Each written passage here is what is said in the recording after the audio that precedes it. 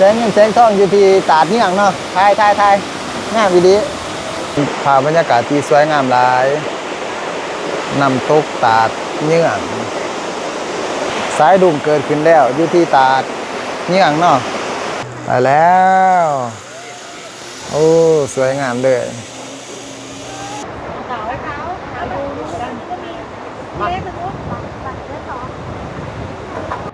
คือสิกินหลายเดือนอยู่จะสิเบิดข้าวบักอื่นไว้ซะนี่ ตอนนี้เฮาก็มาฮอดสวนผักแล้วบัดนี้สวนผักมือใหญ่ประนุ่มเนาะอยู่ที่ปากซองแลนนาวสบายดีทุกๆคนเนาะมื้อนี้เฮาสิพา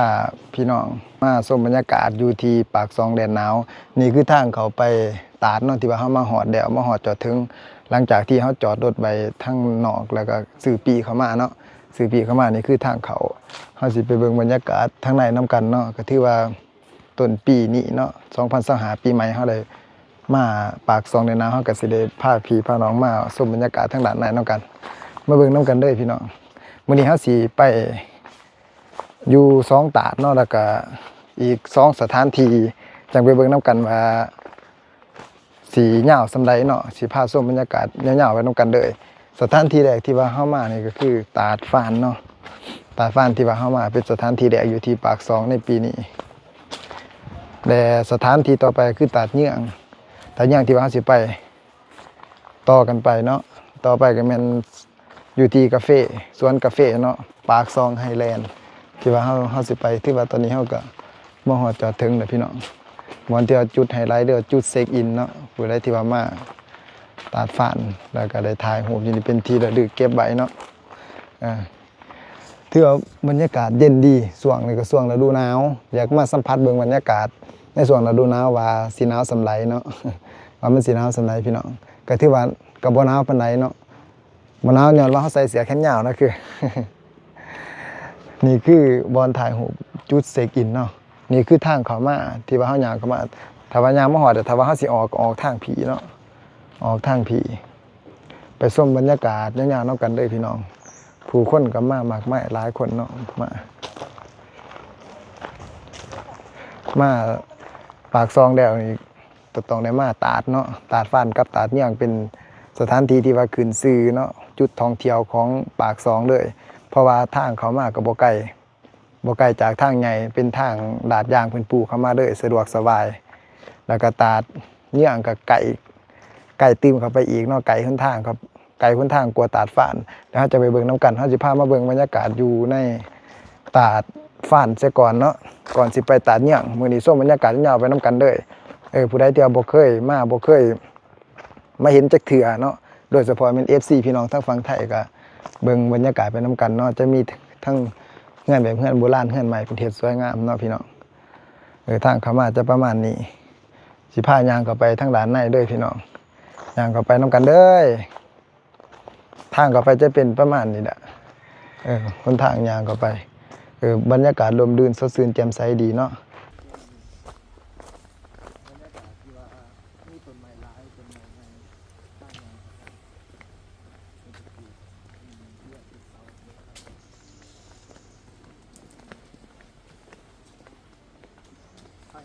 ประมาณนี้เลยสวยงามหลายแต่นี่ของอยู่ข้างล่างพยางมาอยู่ข้างล่างขวาเนาะนั่นอยู่สวยมากเลยไปเขาล่างสถานที่แรกที่เข้ามาที่ตาดฟ้านที่ปากซองที่ว่าผู้ได้มาปากซองก็ต้องมาตาดฟ้านตาดยังเพราะว่าขึ้นชื่อแล้วก็ห่างจากทางใหญ่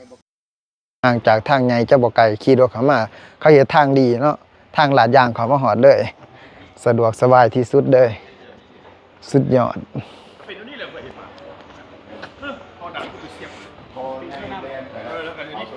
บอลนี่เป็นบอลตาทีบอลเขาแขนสลิงหลายๆคนก็อาจสิเคยมาแล้วล่ะเนาะแต่ว่าเพื่อพี่น้องทั้งฝั่งไทยเนาะ FC ทั้งฝั่งไทยที่ว่ากดติดตามเฮาก็สิพามาเบิ่งบางคนก็ยังบ่ทันได้มาแต่บางคนก็มาละ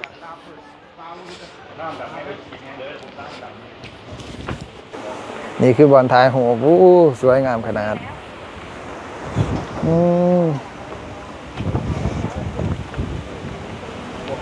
บรรยากาศดีขนาดแน่เบิ่งน้ำตกหูซึกเสียวเลยมันสูง ทั้งสูงทั้งสั้นพี่ลงมาพี่นี่คือน้ำตกตาดเนาะอยู่ที่ปากซองแดนหนาวน้ำตกตาดฟ้านเนาะพี่น้องเนาะน้ำตกตาดที่สูงที่สุดอยู่ในปากซองนี่แล้วก็อยู่ไกลหนทางเป็นน้ำตกตาดที่ว่ามี2แปลวน้ำตกลงมาละอองของน้ำปิวมาสวยงามหลายพี่น้องเอ้ยผู้คนมามากมายด้วยทั้งนั้นเขาบอลเขาลงไปเช็คอินบอลเขาลงไปถ่ายรูปเนาะนี่เป็นจะลงไปถ่ายรูปทั้งนั้นผู้ได้มากก็ถ่ายรูปได้ที่ว่าเขาถ่ายวิดีโอนี่คุ้มค่าเลยคุ้มค่าการถ่ายรูป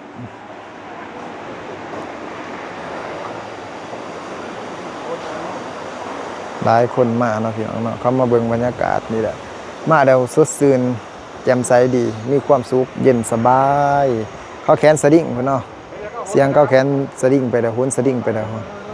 ทางนั้นบอลเขาโหนสดิ้งพี่น้องเห็นเส้นบ่เป็นเส้นอยู่เนาะเบิ่งเฮาสิสูงเข้าไปเบิ่งนี่เส้นคือเส้นสดิ้งบอลเขาโหนสดิ้งเฮาสิย่างไปเบิ่งทางนั้นอยู่จักหน่อยนี่คือภาพบรรยากาศสวยงามหลายฝรั่งเขาจะลงไปบอลไกลๆพุ่นไปถ่ายรูปบอลจุดชมวิวไปพี่เฮา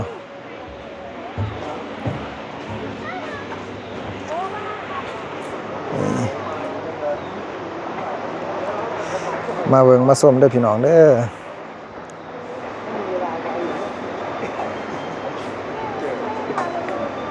สวยงามขนาด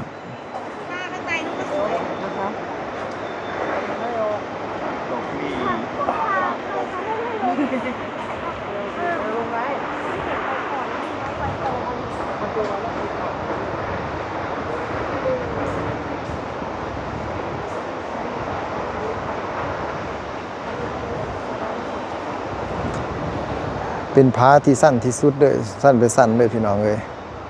บอนน้ำตกน้ำซ้ำลงไปหอดบอนห้องที่ว่าตกนี่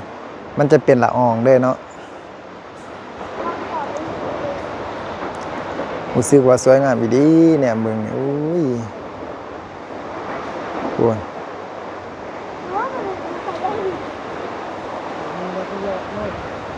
ไปดูนู่นกัน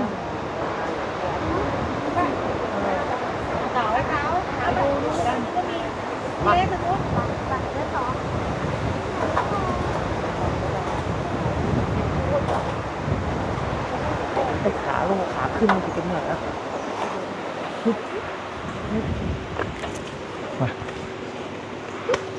ล้องอาเอ๋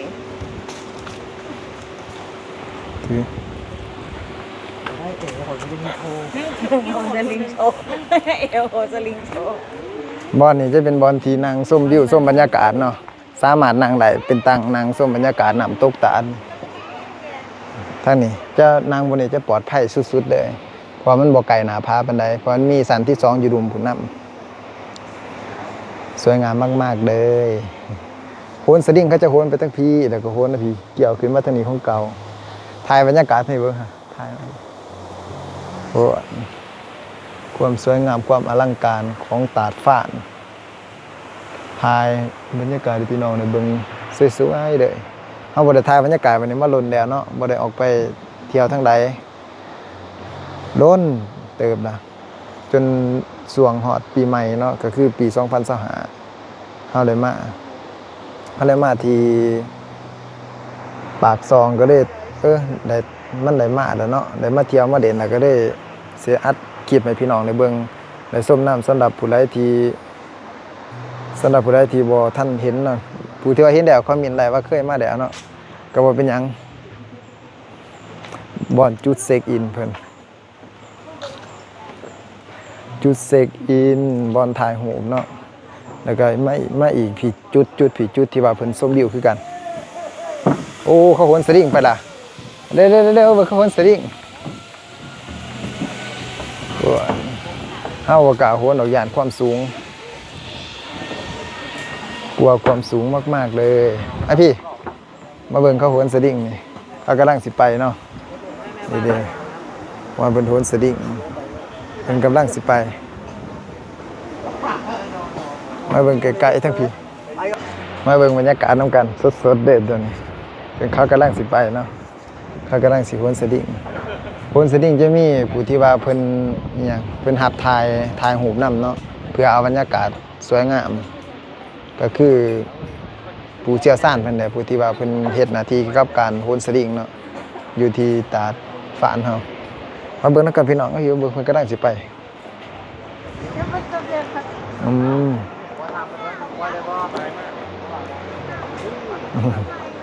ปล่อยตู้ให้สบายเพิ่นว่าไป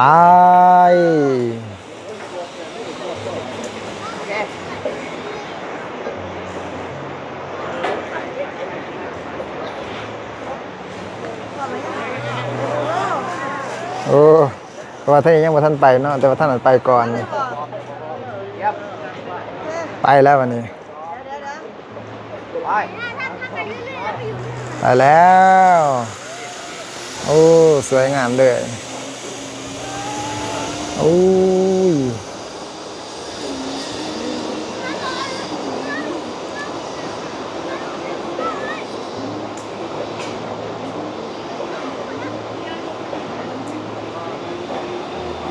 เป็นเจ้าโหนอ่อมนี่เลยเนาะโหนไปพุ่นแล้วก็โหนนะพี่เลยแมนเป็นเจ้าโหนอ่อมเลยพุ่นทางฟังนะพุ่น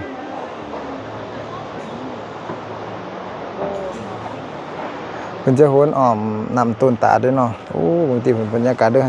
อาสิสูลงไปเบิ่งเลิกๆทั้งดุมพุ่นเอานำต้นตาที่ว่าไหลลงไปเป็นละอองฝุ่นของน้ำเลยซ้ำลงหอดขี้ดินบรรยากาศอาจารย์ไปไหนข้าวหนึ่ง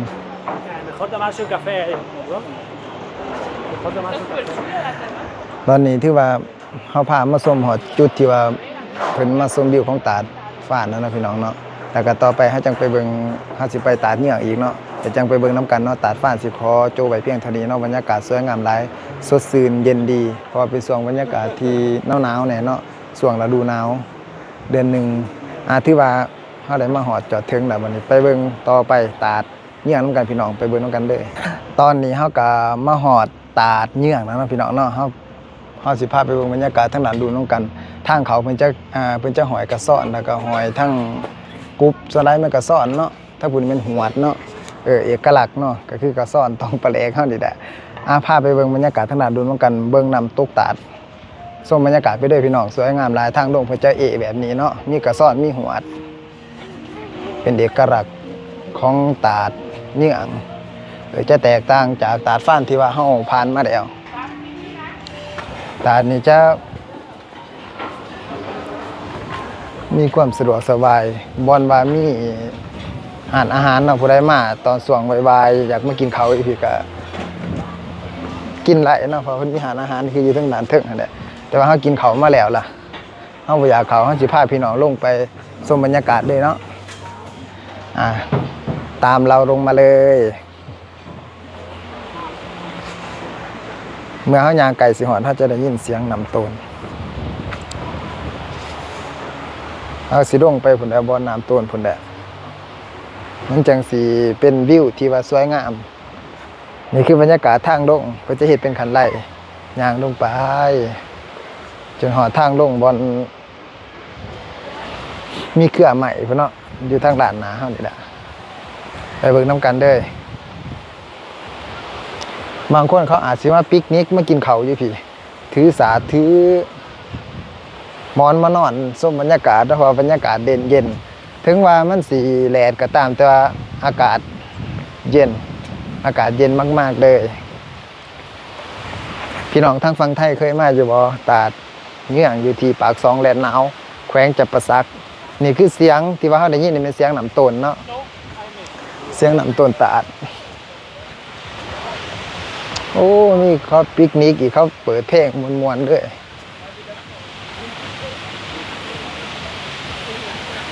ไกลๆจะเป็นมีหัวเนาะหัวเพิ่นกันไว้เพื่อว่าป้องกันบ่ให้คนเขามาไก่ยานว่าตกลงไปเนาะเพราะมันเป็นผาเลิกผาสูงเด้เป็นรั้วกั้นไว้กันกลัวคนจะตกไปเนาะนี่ก็มี อันนี้ก็มีเครือเลย เครือเลยพี่น้องทางฝั่งไทยผู้ใดมากับมานั่งนำกันไล่เด้อมานั่งฟังเสียงบรรยากาศนำต้นตาดเนาะเป็นเครือไม้แนมลงไปนี่โอ้สูงขนาดเลยนี่โอ้หูซึกเสียวเลยคนโอ้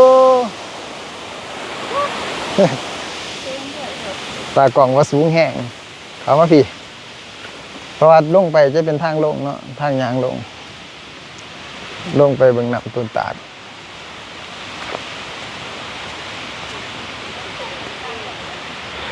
นี่คือเสือสาดที่เพิ่นมาปิกนิกกัน มานั่งกินข้าวซิวๆเนาะฟังเสียงน้ำต้นชมบรรยากาศใกล้สิหอดทางลงละ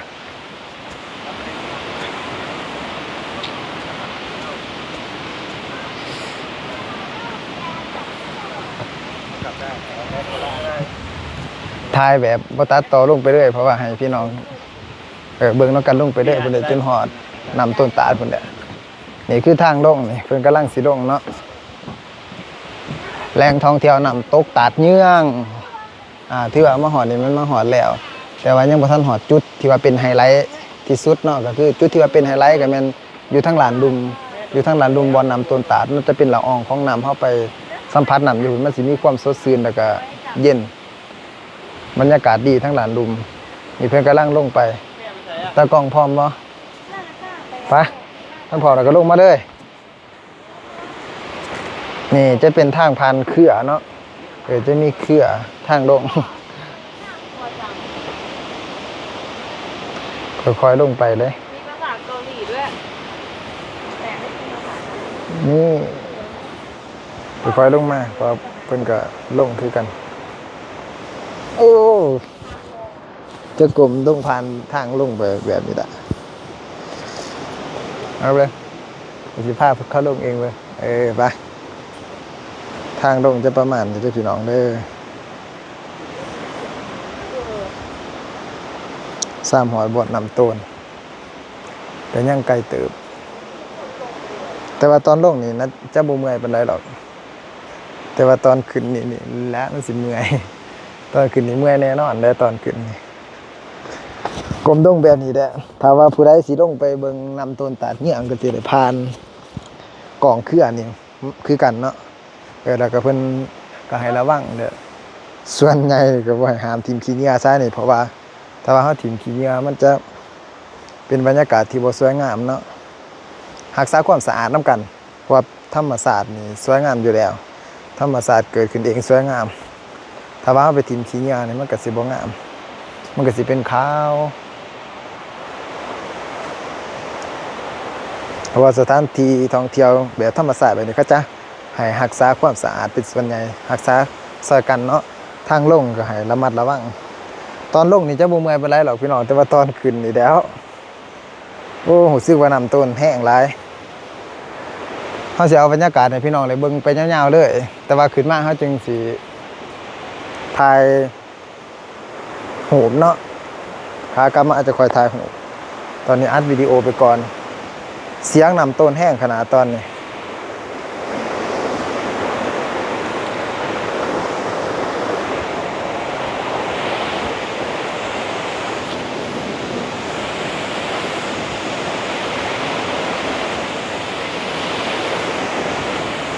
โอ้มื้อนี้คนบ่หลายได้ชมบรรยากาศเต็มๆอย่างแน่นอนมื้อนี้นี่ใกล้สิฮอดละ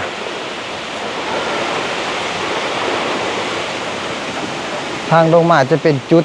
เป็นพามผักเนาะพามผักเสาเวลาย่างมาเมื่อยกับผักอยู่นี่ก่อนรอถ่าตากล่องก่อนยังถือกล่องน้ำหลังอยู่อาทิเลยจะเป็นพามวันจุดผักเสาของเพิ่นนี่คือบรรยากาศนำต้นตาดเนาะอยู่ที่ปากซองแลนหนาวเมืองจับปะซักแขวงจับปะซักเนาะเมืองปากซองอยู่ที่เมืองปากซองเขาเด้อเป็นภาพบรรยากาศที่สวยงามหลายน้ำตกตาดเยื้องภาพสวยงามหาเบิ่งได้ยาก นอกจากปากซองแดนหนาวเท่านั้น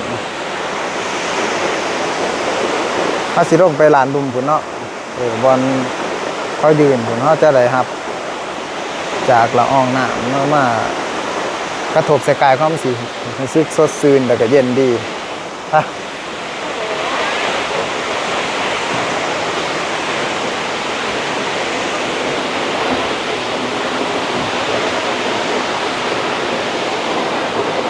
ก็เป็นบอลพามบอลจะส้มวิวคือกันเนาะ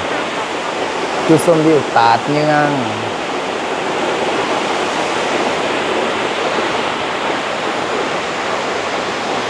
ทุกคนมาบกขาซ้ายในแต่ละมือปะบ่ไปบ่ที่ท้ายนี่บ่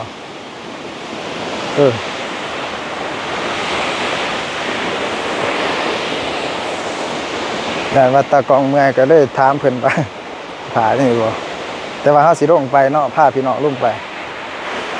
เบิ่งบรรยากาศทั้งลานดูนำกันโอ้กำลังสวยงามพอดีเลยที่มีทางลงไปสุดเลยเนี่ยตัวนี้ที่เราถ่ายรูป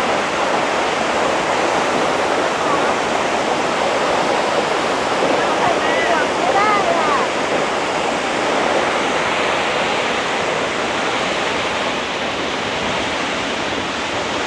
โอ้อายนำนะฮะปิวมาถึงนะเขาเย็นขนาด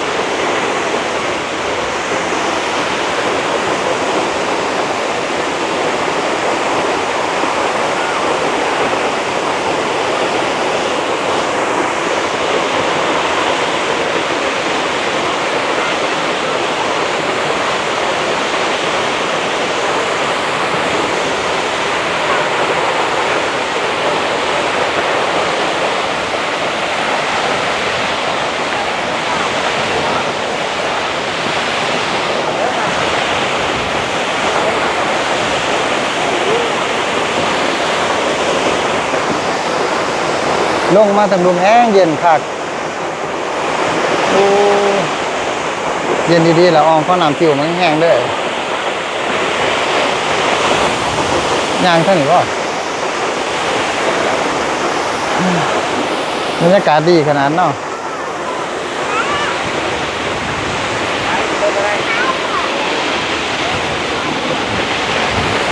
โอ้พี่น้องเลยเดินเอาเลยบรรยากาศดีมากๆเลยโอ้สุดยอดเลยโอ้เห็นหอดแสงของน้ำมันเป็นลุงเลยคือแบบลุงลงกินน้ำก็เดินโอ้สายดุ่มเกิดขึ้นแล้วอยู่ที่ตาดเงี้ยงเนาะสวยงามขนาดพี่น้องเลย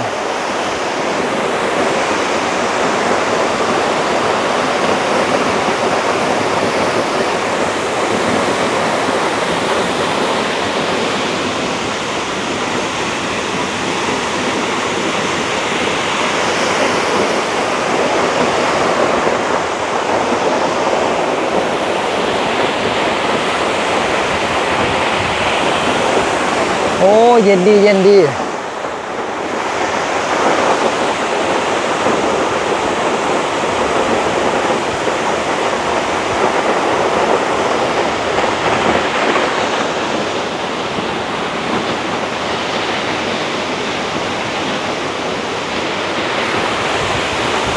น้อยเป็นแสงเงินแสงทองไหนหรอ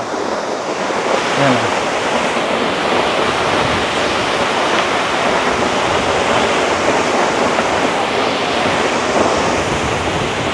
ไปย่างพี่ย่างพี่แสงเงินแสงทองพี่น้องเห็นบ่แสงกำลังงามเด้อตอนนี้มาหอดบอลวิวที่แสงงามของตาดเงี้ยงแล้วเด้ออยู่ที่ปากซองแดนหนาวบรรยากาศดีหลายบรรยากาศดีมากๆเลยไปเดี๋ยวเข้ามาพาพี่น้องมาเบิ่งทั้งสีเนาะโอ้แล้วออกน้ำถึงนาเฮาเย็นเป็นเย็นเด้อชื่นใจชื่นใจสดชื่นมากๆเลยโอ้โอ้ไม่ได้สิ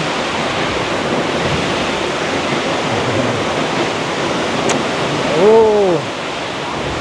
เย็นเย็นเย็นเย็นเย็นบรรยากาศดีขนาดโอ้ยโอ้บรรยากาศเย็นดีขนาด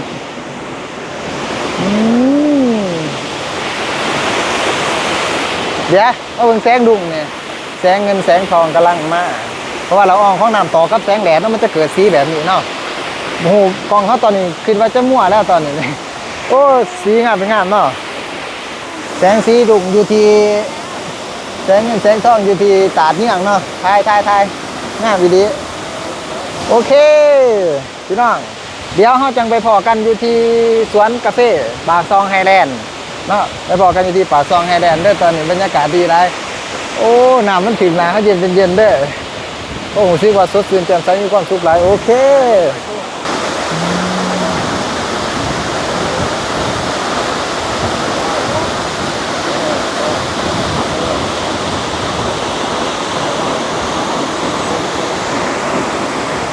อาจจะไปปิดที โอเคไปพอกันอยู่พุ่นไปตอนนี้เขากลับมาหอดสวนพักแล้วเนาะทางเขามาหอดตอนสว่างแดงๆแน่บรรยากาศตอนสว่างแดงเดิมเย็นเขาแล้วเขาไปเบิ่งบรรยากาศทั้งหลานในน้ำกันนี่คือทั้งหลานหนาเนาะจะเป็นแบบนี้เพิ่นจะแกะสลักเป็นหินบักใหญ่ไว้อยู่นี่เนาะเป็นภาษาอังกฤษเขาเข้ามาในน้ำกันเด้อว่าทั้งหลานในสิเป็นจังไดบอลที่ว่ามือใหญ่ปนมมือเนาะเขาไปเบิ่งเขาสิไปถ่ายรูปอยู่นำเข้าไปเพิ่นสิเก็บค่าปีเท่าไรเนาะเขาจังไปเบิ่งเนาะกันว่ามันสิพอกันอยู่บ่กับตาดเนาะตาดฟ้านตาดเยื่องแต่ว่าสำหรับเขามาแล้วตาดเยื่องจะแพงกว่าตาดฟ้านเนาะตาดฟ้านถึงอยู่ 30,000 กีบตาดเยื่อง 40,000แต่ว่าเขาไปในสวนพักหรือว่าบอนมือใหญ่พนมมือหรือว่าสีราคาเท่าไรเนาะราคาเท่าไรเฮามาเบิ่งนำกันเดี๋ยวบอนนี่คือบอนเก็บปีเพิ่นเนาะเก็บปีทางเขาเท่าไรดิ2 คนสูตรละ10,000 กีบดีงามเลยงามเลย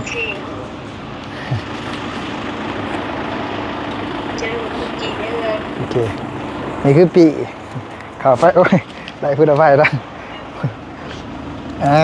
ข่าวไฟข่าวไฟเสียกินข่าวไฟทายหัวต้องกันได้เขาออกมาทางเก่าก็ได้หรือออกไปทางฝุ่นก็ได้เนาะทางหลานในจะเป็นแบบนี้แหละก็จะปลูกดอกไม้ได้หลายทางหลานในเป็นดอกกุหลาบสีแดงแล้วก็มีหมักอื้อใหญ่เนาะเป็นไฮไลท์เนาะอยู่นี่เนาะหมักอื้อใหญ่เนาะหมักอื้อใหญ่น้ำกันตัวหมักอื้อของแท้จะเพิ่นเอาไปทางใดสงสัยคือสีเอานี้แหละเพราะว่าหลายๆคนก็มายิกเบิ่งเนาะตะขาวเนาะหมักอื้อใหญ่อยู่นี่บรรยากาศทางด้านในประมาณนี้บางทีเขาเห็นนี่แหละบรรยากาศงามดีในส่วนแดงๆสุดยอดเด้อบรรยากาศหมักอื้อใหญ่อยู่นี่ตะกี้จะมีหน่วยหมักอื้อของแท้นี่จะเข้าไปทางใดล่ะตัวนี้หมักอื้อจำลองเนาะขั้นไหลหน่วยเสน่ห์นี่บ้าพี่น้องเลยซ้ำสิกินได้นี่คือสิกินหลายเดือนอยู่จะสิเบิดขั้นหมักอื้อหน่วยเสน่ห์เขาสามารถเข้าไปเบิ่งได้เนาะในสวนพักของเขาที่ว่าเขาปลูกแต่ว่าก่อนเขาสิเข้าไปเบิ่งเขาสิพาย่างไปชมบรรยากาศเอาแบบเรียลไทม์ไปเลยไปวันที่ว่ามือใหญ่ปนนุ่มมือแล้วเขาจะคอยเขามาชมบรรยากาศวันที่ว่าเขาปลูกพักกันนี่คือบรรยากาศรอบๆทางย่างเข้าไปเขาจะจัดเป็นระเบียบเรียบร้อยสวยงามหลายพี่น้องเอ้ยจะเป็นดอกไม้เนาะบรรยากาศเย็นดีนี่คือสวนพักอยู่ที่ปากซองเขาจะมาทางเซกองเนาะบอน3 แยกเขาจะเดี่ยวเบื้องซ้ายมือ เฮ็ดเป็นแหล่งท่องเที่ยวนี่สุดยอดเลยเขาเฮ็ดนี่พักก็เอาไปขายไหล ค่าเขามานี่แม่นค่าปีนี่แม่นคนหนึง 10,000 กีบเนาะ 10,000 กีบนี่ก็ประมาณ20 บาทนี่แหละทั้งพี่น้องฝั่งไทยเฮาเด้อถ้าพี่น้องฝั่งไทยเฮาสิมาก็มาหลายเนาะอยู่ปากซองเข้าไปเบิ่งบ่เข้ามาเบิ่งสวนผักนี่ก็ได้ตัวนี้ผักหอมปลอมเนาะโอ้หอมเป็นหอมเว้ยโอ้เขาเบิ่งผักก่อนก็ได้โอ้สวยงามหลายผักเขาจะปลูกเป็นนานแบบนี้เด้อผักเขียวงามบรรยากาศทางด้านในพูดผักทางไหนให้งามคักปะผักท่านเบิ่งทั้งสองฝากมันจะเป็นสวนผักเบิดยังคอยไปเบิ่งบนมือใหญ่ผู้แต่ข้ากลับเขาจะคอยถ่ายหูผ้าพี่น้องเขามาเบิ่งก่อนสวัสดีครับพี่น้องทั้งฟังไทยเป็นจะไรอากาศทั้งพูนทั้งพี่น้องฟังไทยอากาศเย็นคืออยู่ทั้งฟังลาวบ่ครับถ้าว่าอากาศเย็นคือกันก็คอมเมนต์ได้ด้วยไต่คอมเมนต์ด้วยพี่น้อง FC ทั้งฟังไทยเฮาญาติธรรมทิศคำไส้นี่คือบรรยากาศสวนผักเนาะอยู่ทางด้านในเขาปลูกผักอู้เขียวงามหลายทายเพิ่นเบิ่งท่านน่ะ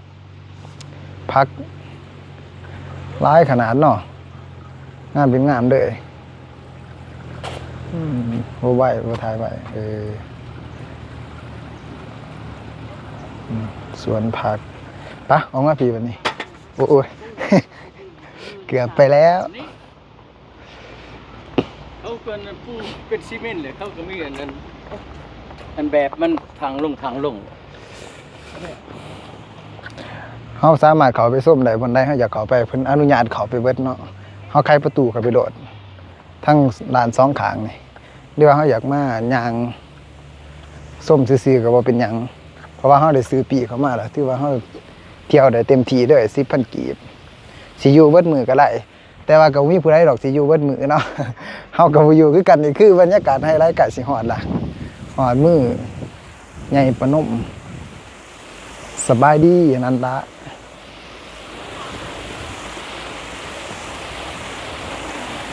แต่ว่าผู้ใดได้มา4จุดที่ว่าเฮามาเฮาพาทุกคนได้มาที่ว่าผู้นั้นได้มาฮอดปากซองแล่นน้าวแล้ว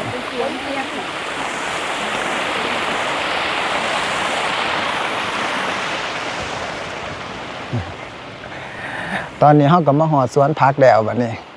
สวนผักมือใหญ่ปะนุ่มเนาะอยู่ที่ปากซองแลนนาวพี่น้องผู้ใดได้มาก็ลองมาเที่ยวเด้อบรรยากาศดีหลายเป็นจุดไฮไลท์เด้ออยู่บนมือปะนุ่มนี่มือปะนุ่มก็คือกาวสบายดีทางด้านในถ้าว่าเฮาจะเข้าไปเบิ่งก็ได้เนาะเป็นพวกผักบรรยากาศดีหลายพูนทั้งนั้นนะฮะสิไปก็เป็นบอลจุดเซกอินเนาะวันที่ว่ากล่องเฮาแพนไปพาเขามาทั้งกล่องมือใหญ่เด้อพี่น้องโอ้บรรยากาศดีหลายสบายดีงามบ่พี่น้องมือใหญ่ปะนุ่มอยู่ที่สวนผักปากซองแลนนาวจำปาสักมืออยู่มาถึงเด้อโอ้ถือว่าเฮาเลยมาหอดเป็นที่เหี่ยมห้อยแล้วรู้สึกดีใจหลายเลยมาเที่ยวหอดพี่เนาะเลยมาปากซองก็เลยอัดคลิปให้ญาติธรรมทุกๆคนที่ว่าติดตามเฮาเลยเบิ่งได้ส้มผู้ใดที่ว่าเลยเบิ่งได้ส้มคลิปนี้ก็คือการกลับมาเองหั่นแหละถ้าว่าได้มาทั้ง4จุดที่ว่าเฮามาเนาะ1ตาดฟ้านตาดเงื่องสวนกาแฟเนาะสวนกาแฟปากซองไฮแลนด์ก็คือบอนที่ว่าเฮากินกาแฟนั่นเนาะบอนที่ว่าจุดนั่งชมวิวกินกาแฟแล้วก็มาฮอดจุดนี้อีกจุดที่4ก็คือจุดที่ว่าปะนุ่มมือสวนผักนี่ที่ว่าได้มาฮอดปากซองได้เที่ยวปากซองทุกบอนน่ะเนาะแต่ว่าถามว่าบอนน้ำตกตาดยังหลายบ่ยังหลายเนาะแต่ว่าบอนที่ว่าจุดที่ว่าไฮไลท์เป็นที่นิยมก็คือบอลที่ว่าเฮาพาทุกๆคนพา FC อะไรมาเบิ่งนั่นแหละนี่คือทางไปเบิ่งบอลเพิ่นเฮ็ดนำต้นอยู่ที่สวนผักเนาะเป็นสถานที่จำลองเฮาไปเบิ่งนำกันเพิ่นเฮ็ดขึ้นเองทางย่างเข้ามาประมาณนี้ บิ่งน้ำกันยาวๆไปเด้อทั้งสองขอบขางจะเป็นพักที่เอาเพิ่นปลูกไว้ให้เฮาเข้าไปเบิ่งเข้าไปส้ม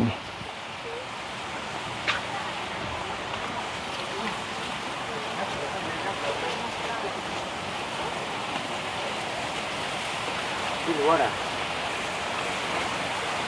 ต้องกินขนม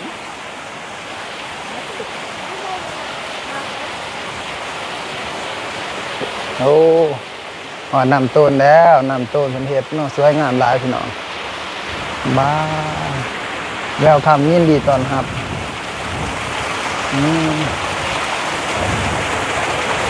เพิ่นเฮ็ดนำต้นอยู่บ้านนี่ก็บางท่างนี้ด้านท่างนี้งามดีท่างนี้เนาะรู้สึกว่างามหลายท่างนี้บรรยากาศนำต้นเพิ่นเฮ็ดพิธีสวนพักปากซองด้วยพี่น้องเลยได้มีโอกาสมาเที่ยวกับมาเบิ่งไหลบรรยากาศดี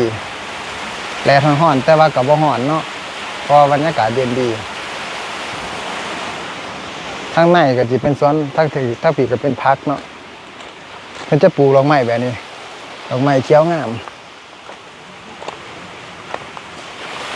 แนมไปก็เห็นมือปนมนอนใหญ่ที่สุดอยู่นี่แหละเป็นจุดไฮไลท์เลยพี่น้องเลยทุกคนเขาสินิยมกันมาเที่ยวมาเบิ่งบรรยากาศสวนพักเนาะแล้วก็มาถ่ายรูปเป็นที่ระลึกว่าครั้งหนึ่งเขาได้มาแล้วขอบใจทุกคนที่ว่าเขามารับชมคลิปนี้เนาะที่ว่าเฮาได้อัปเดตมือนี้ที่ว่าเฮามาปากซองเนาะในช่วงปีใหม่2025ทุกคนผู้ใดที่ว่าได้มาก็ฝากใต้คอมเมนต์ได้เนาะหรือว่าผู้ใดที่ว่าบ่มีโอกาสได้มาก็เบิ่งในคลิปนี้ถ้าว่าเบิ่งจบแล้วนี่แน่นอนว่าอยากมาแน่นอนอาจสิพาพี่น้องมาปิดคลิป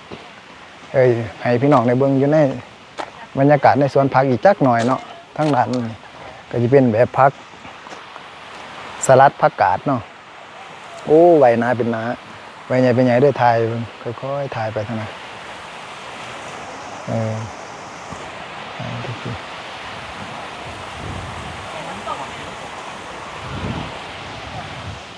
โอ้สวยงามหลายมาพี่เฮ้าโอเคขอบใจพี่น้องทุกๆคนที่ว่าเขามารับชมคลิปนี้เนาะผู้ใดที่ว่าเขามาชมแล้วขอให้มีความสุขความเจริญสุขภาพแข็งแรงเด้อตอนนี้เขาก็ย่างมาหอดสวนกาแฟปากซองไฮแลนด์แล้วด้วยพี่น้องเด้อตอนสวงประมาณ2 โมงปลายเนาะ2 โมงปลายบรรยากาศเสร็จเพิ่งบรรยากาศ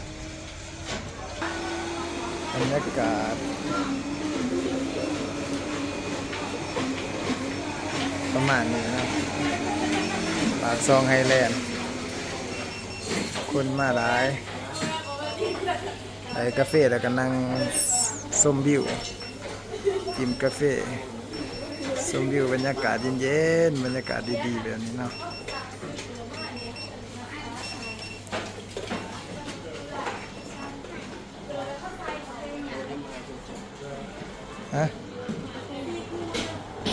เอาคาปูชิโน่ก่อนแล้ว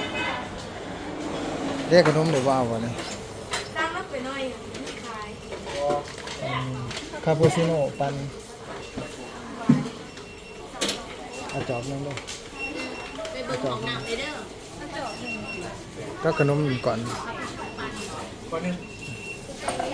จะเจ้าอ่ะ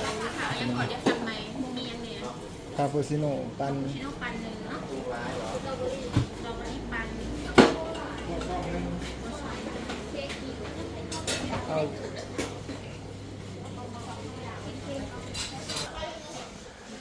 สิผ้าขึ้นมาเบิ่งเทิงๆดีเด้อวันนี้เบิ่งทางด้านเทิงกัน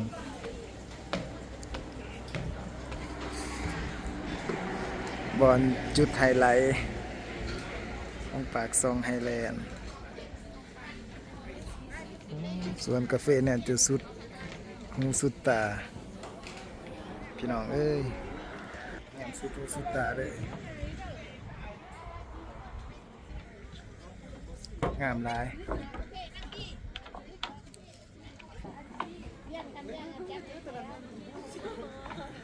นี่คือบรรยากาศอยู่ปากซองไฮแลนด์เนาะเดี๋ยวนางกินกาแฟเย็นๆมาได้มาแล้ว